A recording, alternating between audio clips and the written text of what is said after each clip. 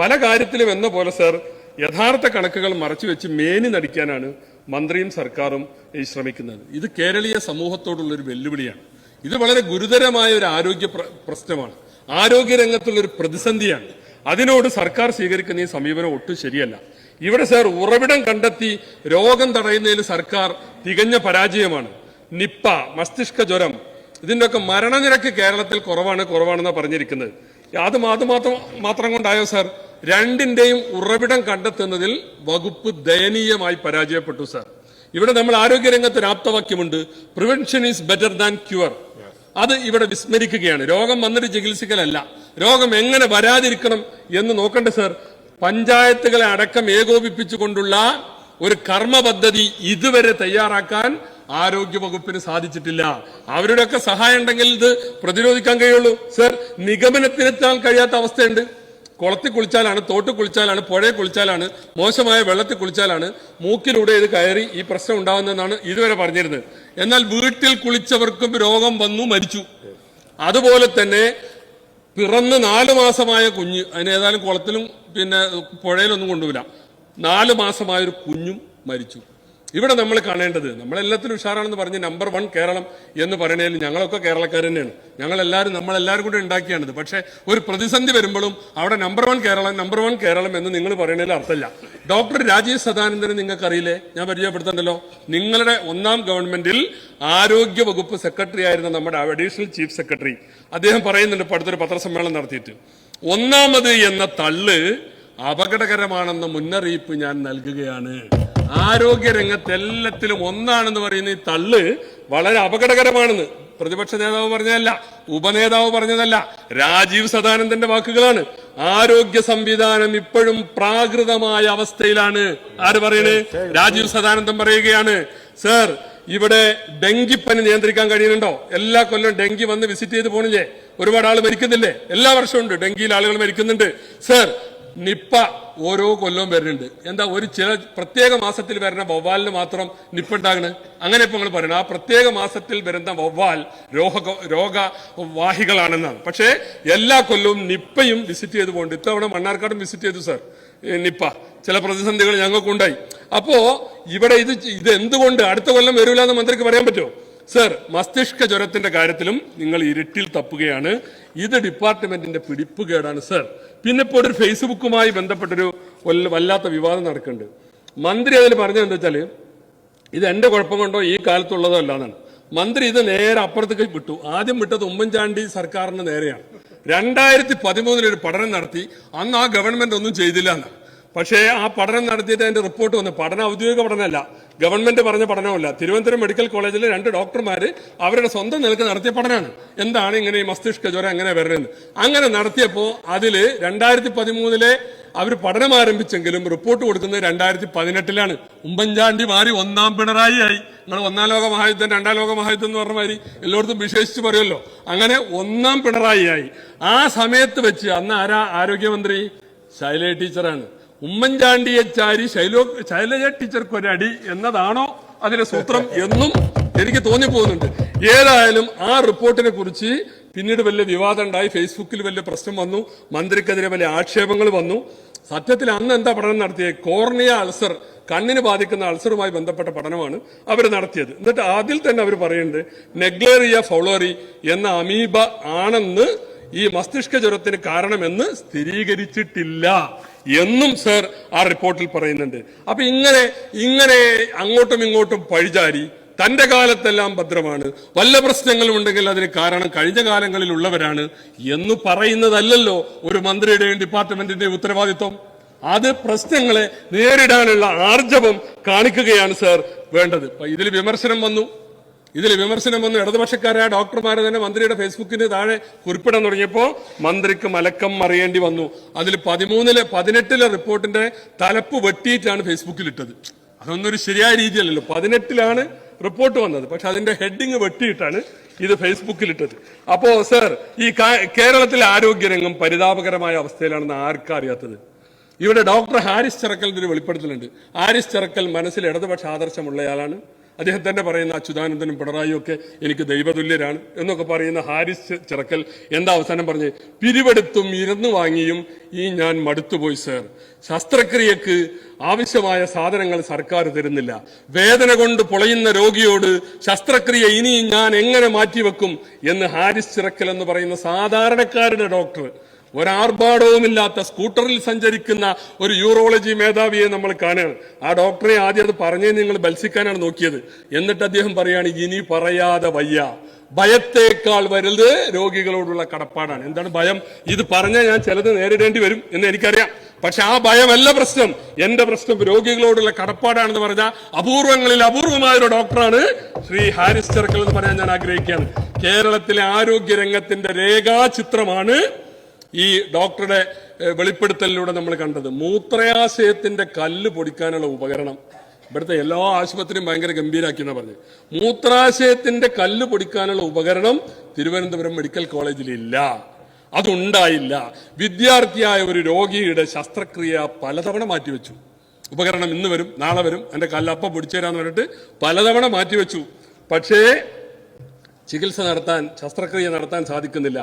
അത് ഹാരിസിനെ വല്ലാതെ വേദനിപ്പിച്ചപ്പോഴാണ് ഹാരിസ് പത്രസമ്മേളനം നടത്തി ഫേസ്ബുക്കിലൂടെ ഈ കാര്യങ്ങൾ പുറത്തുവിട്ടത്. അതുപോലെ തന്നെ കേരളത്തിലെ എല്ലാ മെഡിക്കൽ കോളേജുകളുടെയും അവസ്ഥ ഇങ്ങനെ തന്നെയാണ് സർ. കോഴിക്കോട് ജില്ലാ ആശുപത്രിയിൽ ഹൃദയ ശസ്ത്രക്രിയ മുടങ്ങിയിട്ട് 10 മാസമായി സർ. ഒരു പാവപ്പെട്ടവർ ഹൃദയ ശസ്ത്രക്രിയക്ക് ആശ്രയിക്കുന്ന ജില്ലാ ആശുപത്രി, അത് സർക്കാർ ആശുപത്രി ചെയ്യണമെങ്കിൽ നമുക്ക് സൗജന്യമായിട്ട് ചെയ്യാം. എന്നാൽ പ്രൈവറ്റ് ആശുപത്രിയിൽ പോയാൽ 3 ലക്ഷം ഉറുപ്പ്യെങ്കിലും വേണം. ഒരു ആൻജിയോപ്ലാസ്റ്റിയോ ആൻജിയോഗ്രാമോ ഒക്കെ ചെയ്യണമെങ്കിൽ അത്ര ചെലവ് വരും.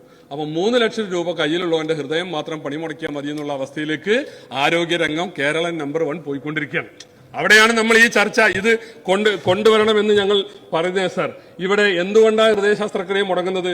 സർക്കാർ നൽകേണ്ടത് ഈ ഉപകരണങ്ങൾ വിതരണം ചെയ്യുന്ന കമ്പനികൾക്ക് 114 കോടി രൂപയാണ്.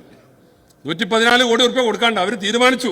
ഇന്നലെ അവരുടെ ഒരു പ്രഖ്യാപനമുണ്ട്, ഇനി ഞങ്ങൾ ഹൃദയ ശസ്ത്രക്രിയ ഉപകരണങ്ങൾ സർക്കാർ ആശുപത്രികൾക്ക് വിതരണം ചെയ്യില്ല എന്നവർ പ്രഖ്യാപിച്ചു. 114 കോടി രൂപ കുടിശ്ശികയുണ്ട്, കൊടുക്കാൻ നോക്കണം. ധനകാര്യമന്ത്രിയുടെ അവിടെ പിന്നെ 594 കോടി രൂപ 594 കോടി രൂപ മരുന്ന് വിതരണക്കാർക്ക് കുടിശ്ശികയുണ്ട് സർ.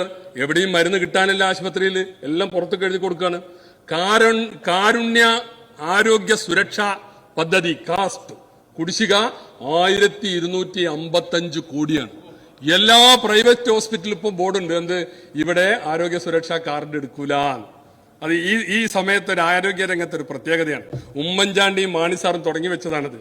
അന്ന് ഞങ്ങള് ലോട്ടറിയിൽ നിന്ന് കിട്ടുന്ന ലാഭം കൊണ്ട് അന്നത്തെ ഗവൺമെന്റ്, കുഞ്ഞാലിക്കുടി സാഹിബൊക്കെ ഇരിക്കുന്നുണ്ട്, അന്ന് പാവങ്ങളോട് കാട്ടി ഏറ്റവും വലിയ കാരുണ്യാണത്. ഏത് ശസ്ത്രക്രിയയും ആ വഴിയിലൂടെ ചെയ്യാമായിരുന്നു. അത് മുടങ്ങിപ്പോയി. കാരുണ്യ ആരോഗ്യ സുരക്ഷാ പദ്ധതിയില്ല. ഹൃദ്യം മുടങ്ങി, 10 കോടി കൊടുക്കാനുണ്ട്. അമ്മയും കുഞ്ഞും 34 കോടി കൊടുക്കാനുണ്ട്, മുടങ്ങി. അങ്ങനെ എത്രയാണെന്നറിയോ കുടിശ്ശിക? 2000 കോടിയുടെ കുടിശ്ശികയാണ് ആരോഗ്യരംഗത്തുള്ളത്. ആരോഗ്യരംഗത്ത് 2000 കോടി. ഇതിവിടെ എപ്പോഴും ഞങ്ങളുടെ പ്രതിപക്ഷ നേതാവ് പറയാറുണ്ട്, ഗവൺമെന്റിന് പ്രയോറിറ്റി വേണം. പാവപ്പെട്ടവന്റെ ആരോഗ്യം വെച്ചാണ് നിങ്ങൾ കളിക്കുന്നത്. പ്രയോറിറ്റി കാണിക്കേണ്ടത് അവിടെയല്ലേ, അല്ലാതെ ദൂർത്ത് കാണിച്ച് വലിയ വലിയ സമ്മേളനങ്ങൾ നടത്തലല്ലോ. പ്രയോറിറ്റി കാണേണ്ടത് അവിടെയാണ്. നിങ്ങളുടെ പ്രയോറിറ്റി അവിടെ കാണുന്നില്ല. ആരോഗ്യ രംഗം ഒന്ന് നിവർന്നു നിൽക്കാൻ കഴിയാത്ത വിധം തകർന്നു വീണിരിക്കുന്നു എന്നതാണ് സർ ഇന്ന് കേരളത്തിലെ അവസ്ഥ.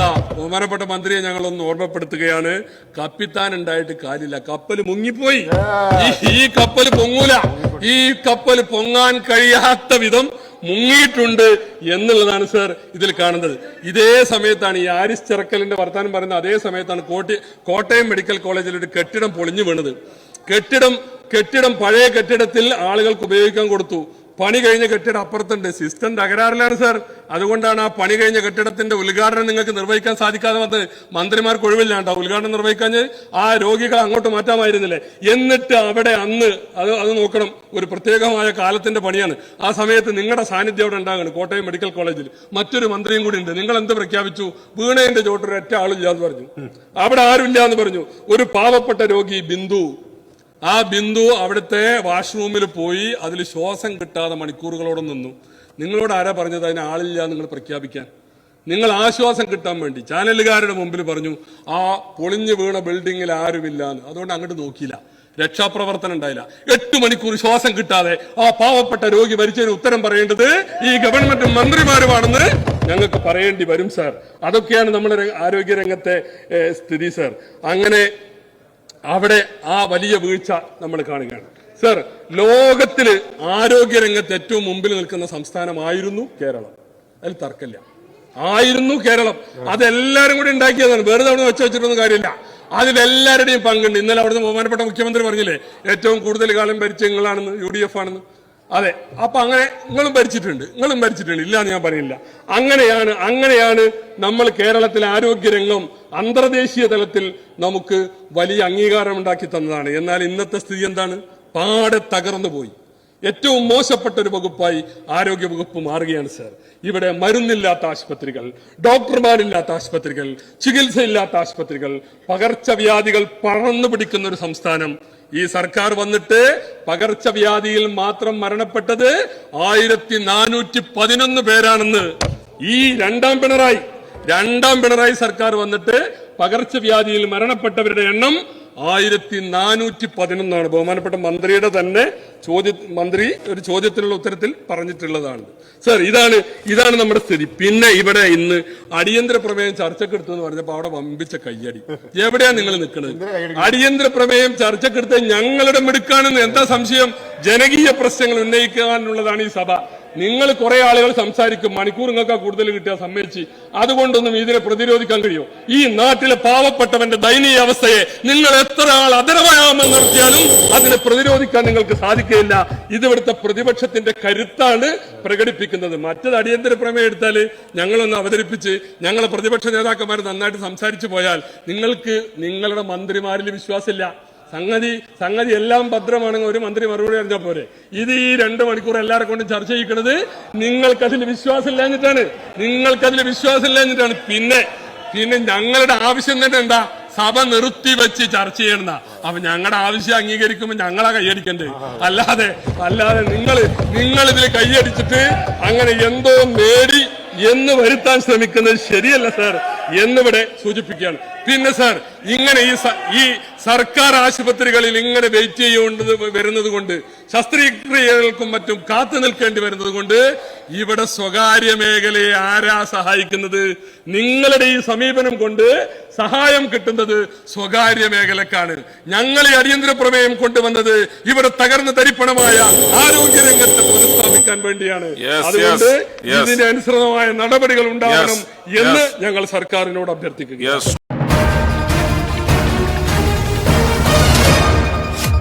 MC ന്യൂസ്, കനേഡിയൻ മലയാളികളുടെ വാർത്താജാലകം.